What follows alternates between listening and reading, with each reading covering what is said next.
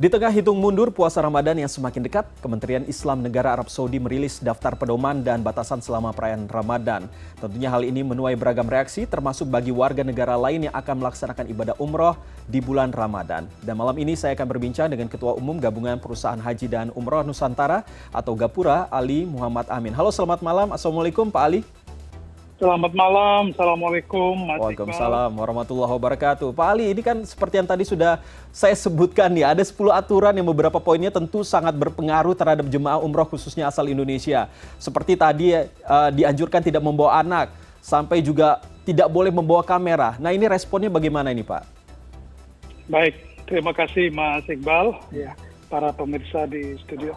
Intinya kalau kami secara pribadi, terkait mengenai larangan yang disampaikan oleh Kerajaan Arab Saudi, itu reasonable Pak, dengan kondisi, itu kan bukan cuma Indonesia, mohon dikoreksi karena untuk seluruh negara.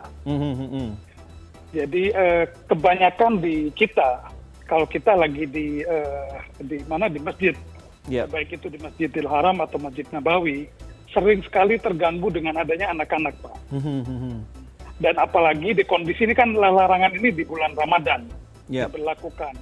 Di saat kondisi berangkat ke Masjidil Haram atau masuk ke dalam areal masjid, biasanya terganggu dengan anak-anak. Apalagi anak-anak kan tidak bisa bertahan seperti orang dewasa.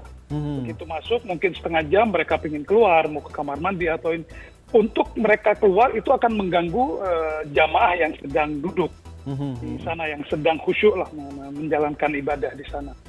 Dan untuk masuk kembali sudah tidak dimungkinkan lagi Pak, mengingat kondisi sekarang ini sudah kembali normal, bahkan melebihi dari kondisi di biasanya. Saya kira itu Pak Iqbal.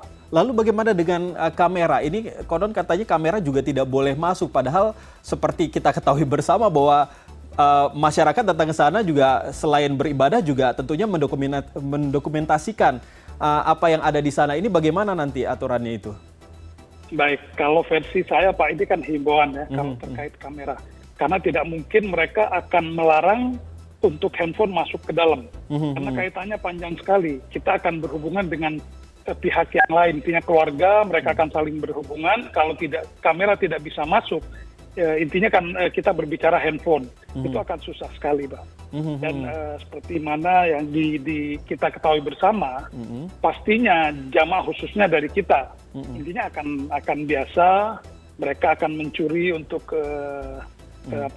mengambil gambar dan lain-lain. Intinya dalam pengertian mengambil posisi dan intinya bukan mencuri intinya mengambil posisi untuk bisa mendapatkan gambar. Intinya tidak akan bisa dilarang kalau itu kondisi Pak. Oke, kalau ini seperti yang tadi Pak Ali katakan bahwa ini hanyalah anjuran begitu ya, seperti tadi juga sudah saya sampaikan begitu. Nah, kalau informasi yang Pak Ali dapatkan, apakah akibat adanya aturan-aturan ini ada jemaah umroh kita yang justru akhirnya membatalkan karena alasan tersebut? Sejauh ini masih belum Pak, karena biasa intinya ini kan kami menganggap kalau masalah tadi ya kembali lagi anak kecil, kami sangat setuju kalau mengenai itu, dan kalau masalah kamera dan lain-lain saya kira tidak akan bisa dideteksi Pak. Pasti akan ada bocor lah untuk itu, orang pasti akan masih bisa menggunakan kamera di dalam Pak. Kalau kembali lagi sejauh ini belum ada jamaah yang membatalkan hanya karena masalah itu. Tapi ada jemaah calon umroh yang akan anak-anak begitu, yang usianya masih anak-anak yang akan berangkat juga, masih ada juga nggak Pak Ali? Ya, sementara ini pertanyaannya intinya kalau membatalkan karena masalah barusan belum ada di kami Pak, belum ada di peninjauan kami dari asosiasi ke teman-teman di penyelenggara, masih belum ada yang terkait dengan masalah yang disampaikan Mas Iqbal tadi.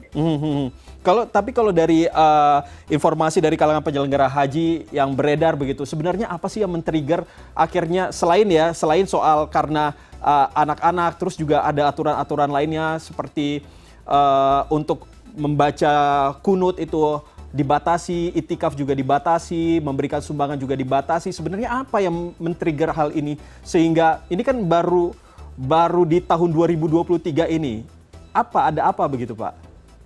Ya, kami masih mencari informasi yang fix, Pak. Terkait juga dengan hal itu, kami juga koordinasi dengan konsul di Saudi Arabia di Jeddah dan juga teman-teman di muassasah di Saudi Arabia. Intinya sejauh ini masih belum tahu apa penyebab untuk larangan-larangan tersebut, Pak. Kami coba kembali, Pak, ke masalah tadi mengenai kamera dan lain-lain. Intinya kamera itu kembali lagi ya, intinya tidak dimungkinkan kalau sampai hal itu dibatasin atau dibatalkan terkait kamera tadi, Pak. Lalu apa imbauan dari Pak Ali dari Gapura sendiri kepada para calon jemaah umroh ini tentunya akan berangkat di bulan Ramadan? Baik, pertama kembali lagi, memang itu problemnya ada di kita, Pak, khususnya di negara kami ya, di Indonesia. Seringkali kita selfie segala macam dan lain itu di dalam masjid memang kondisinya mengganggu, apalagi di kerajaan Saudi Arabia yang kami tahu, intinya mereka kan tidak memperbolehkan untuk shoot video atau kamera kepada orang-orang lain yang ada di sana. Namun itu terjadi kondisinya. Terkait tadi yang Mas Iqbal sampaikan terkait mengenai kunut dan lain-lain, kami melihat ini mungkin masih trial, Pak, ya. Kita menganggapnya seperti itu. Mungkin akan di masalah kunut ya, intinya doa di sana memang terlalu panjang terkadang, Pak. Terkadang bisa sampai 20 menit. Mungkin ada orang-orang pertimbangannya orang yang sudah sepuh, orang terus anak kecil. Ya, ini yang mungkin agak kesulitan di sana, Pak. Karena kan posisinya masih tetap berdiri. Mungkin pengamatan kami seperti itu, Pak. Baik, itu tadi Pak Ali Muhammad Amin, terima kasih sudah berbincang dengan kami. Tentunya kita berharap agar apapun aturan-aturan tersebut tidak membuat kekhusyuan para jemaah calon umroh yang akan berangkat ke Tanah Suci pada bulan Ramadan kali ini. Terima kasih sekali lagi, Assalamualaikum Pak Ali. Baik, terima kasih Mas Iqbal. Waalaikumsalam warahmatullahi wabarakatuh.